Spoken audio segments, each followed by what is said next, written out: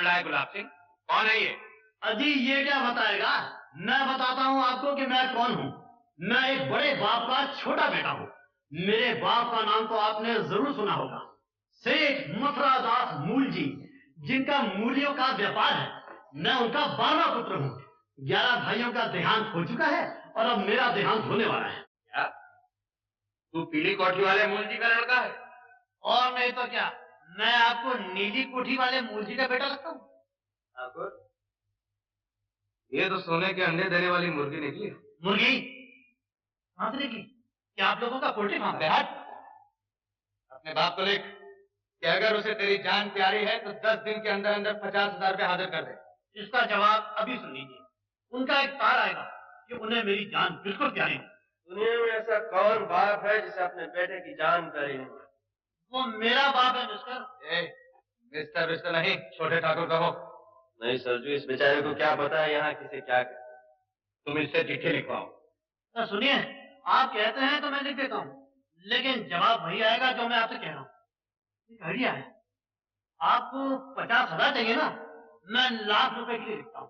अगर आगे 50 आप ले लेना, 50 मैं ले लूंगा। ठीक है? तो भाई यहाँ लंच ब्रेक होता है।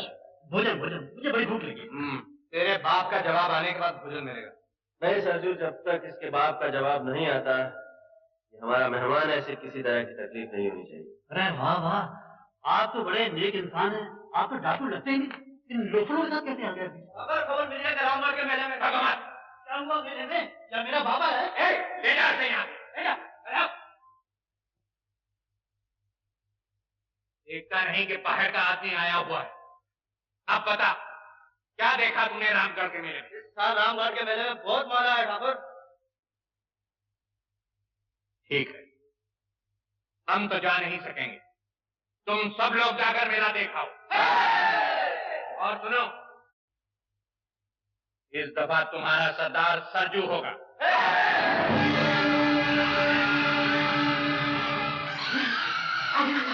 चले जाए यहाँ से। छोकरी के गहने जेवर दे दो, हम चले जाएंगे। नहीं, मैं कुछ नहीं दूंगी।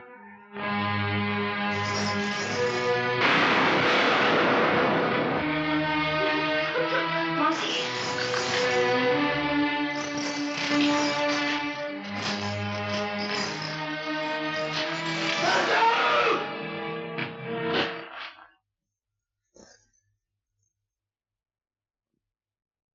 यहाँ क्या लूटने के लिए भेजा था? तू यहाँ क्या लूट रहा है? हम लोग डाकू हैं और जो चीज सामने आ जाए उसे लूट लेते हैं। लेकिन हम किसी की इज्जत पर हाथ नहीं डालते। ये हमारी मर्जी। इस डाके के सरदार हम हैं। हट जाओ मेरे रास्ते से। मुझे हाथ उठाने पर मजबूर मत कर सरजू।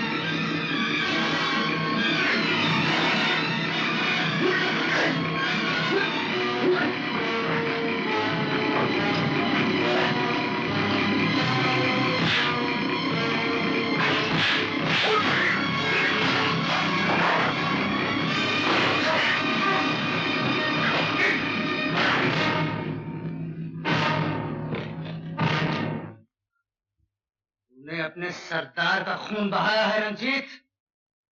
याद रख, सरजू का खून इतना सस्ता नहीं। ये तुझे बहुत महंगा पड़ेगा। इस लड़की की इज्जत तेरे खून से ज्यादा महंगी है सरजू। तूने फिर ऐसी हरकत की तो मैं तुम्हें जिंदा नहीं छोड़ूंगा।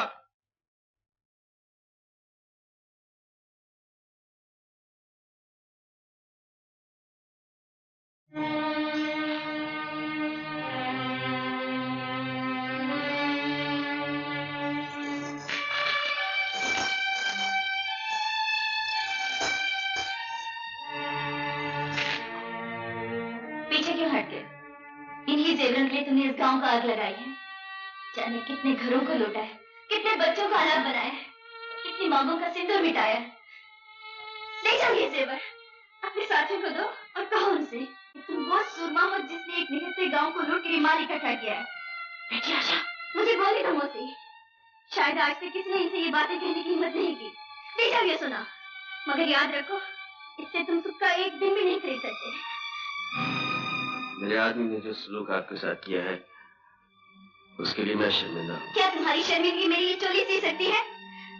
तो मैं तुम्हारे हाथ जोड़ती हूँ कि तुमने मेरी इज्जत बचाई है, लेकिन कभी उन लड़कियों के बारे में भी सोचना जिनकी इज्जत बचाने के लिए तुम नहीं पहुंच सके।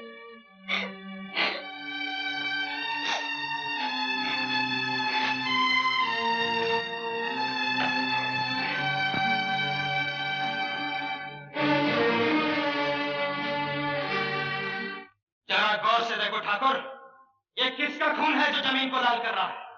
ये हमारा खून है, तुम्हारे वफादार सरजू का खून। छोटा कहाँ है मुंशी?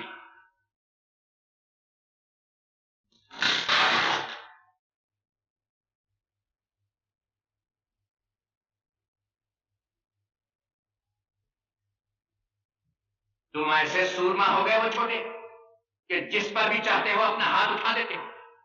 हमने इन हाथों को इस दिन के लिए मजबूत नहीं किया था कि वो हमारे वफादार साथियों पर भी उठने लगे। तुम ये भी भूल गए कि सरजू हमारी जगह पर। जानते हो इस अपराध की सजा क्या? मुझे मेरे अपराध की सजा सुनाने से पहले अपने इस वफादार साथी से ये पूछो तुमने इसे वहां क्या लूटने के लिए भेजा था और ये वहां क्या लूट रहा था। जरा पूछो इससे कि उस लड़की के नंगे बदन से ये कौन सा खजाना तलाश कर रहा था। ये झूठ है ठाकुर।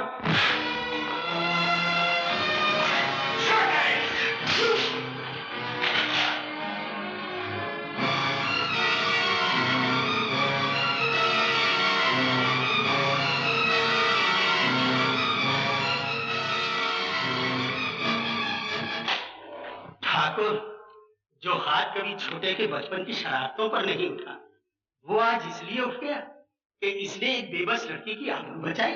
चुप रहो मुंशी। दुनिया की कोई लड़की इतनी अनमोल नहीं कि हम उस पर अपने किसी साथी को कुर्बान कर दें। ठाकुर अजीत सिंह के मुंह से ये बात शोभा नहीं देती भैया। घटिया और कमीने आदमी के मुकाबले में लड़की की इज्जत की कोई कीमत नहीं। सरजू की जगह अगर तुम भी होते भैया, हाथ तुम पर भी उठा।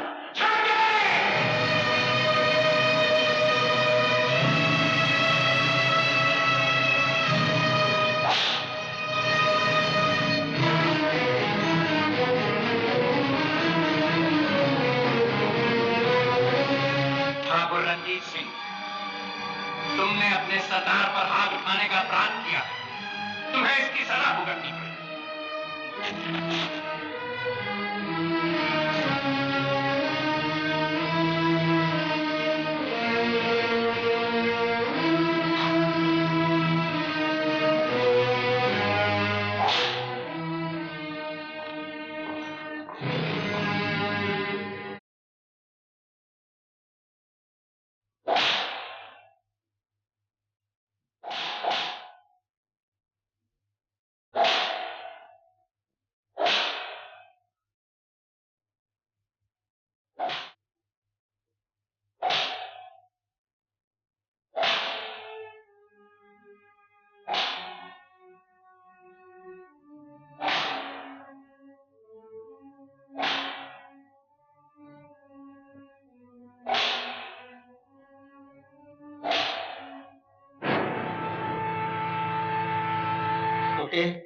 अगर दिल होता तो ठाकुर तेरी ये हालत करते। भैया के खिलाफ कुछ मत बोल मुंशी। ठीक है, बड़ा आया मुंशी को डांटने वाला। छोटे, वैसे तो हम लोग बड़े सूरमा बने फिरते हैं और डरते हैं अपनी परछाइयों तक से। याद रख, हम लोगों का अंजाम या तो पुलिस की गोली होती है या फांसी का फंदा। मेरा कहना मान, तू अपनी आत्मा पर चांदी का मैल ना चढ़ने दे। इन बेदर्द पहाड़ियों को छोड़कर कहीं चला जा। कैसे चला जाऊं मुझे? भैया के प्यार की जंजीर ने जकड़ रखा है। तोड़ क्यों नहीं देते इन जंजीरों? ये जंजीर नहीं टूट सकती भैया। प्यार की इस जंजीर के निशान मेरी पेट पर नहीं देख रहे? हमें माफ कर दे छोटे, ये निशान तेरी पीठ पर जरूर है, लेकिन घाव हमारे दिल पर भी है। हम मजबूर थे छोटे, अपने ग्रोह के उसूलों से मजबूर थे। ये कैसे असूल है भैया जो हमें सुख का एक दिन और चैन की एक रात नहीं दे सकते? कैसे असूल हैं जो हमें औरतों की इज्जत और आबरू लूटना सिखाते हैं? मैं पूछता हूं भैया, क्या इन असूलों के सिवा जीने का कोई और रास्ता नहीं है छोटे? जरूर है।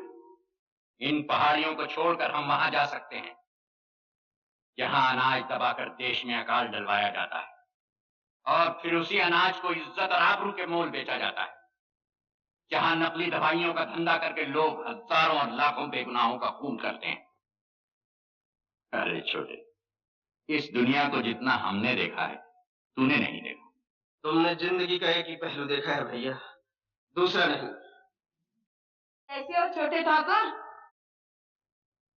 हाय अल्लाह, ये किसने जुल्म किया है? तुम्हारे दिल पर किसने निशान डाले हैं? उसका सत्यानाश हो जाए, उसकी जवानी जल जाए। मैं लगोड़ी तो भागी भागी आई थी कि बड़े ठाकुर के जख्म भर गए हैं, मुबारकबाद दे करके इनाम पाऊंगी। मुझे क्या मालूम था छोटे ठाकुर कि मुझे ये दिन भी देखना नसीब होगा। बड़े मौके से आई हो बुगन। छोटा हमसे नाराज हो गया है। आज लाठी मारे से कहीं पानी जुदा होता है। ठाकुर साहब, आखिर आप बड़े भैया हैं, आगे बढ़ के गले लगा लो, सारे गिले शिकवे खत्म हो जाएंगे। क्यों छोटे, गले लगा लें तुझे?